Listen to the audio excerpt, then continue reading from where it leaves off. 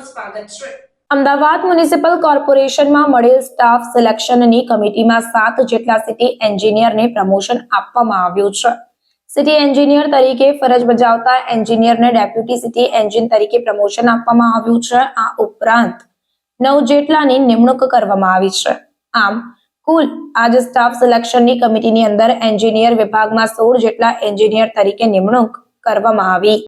આજે સ્ટાફ કમિટીની બેઠકમાં કુલ 7 આસિસ્ટન્ટ સિટી એન્જિનિયરને પ્રમોશન આપી ડેપ્યુટી સિટી એન્જિનિયર તરીકે નિમણૂક આપવાનું કામ મંજૂર કરેલ છે અને કુલ 9 ડેપ્યુટી સિટી એન્જિનિયરની નિયમાનુસાર ભરતીની પ્રક્રિયા પૂર્ણ કરેલ છે।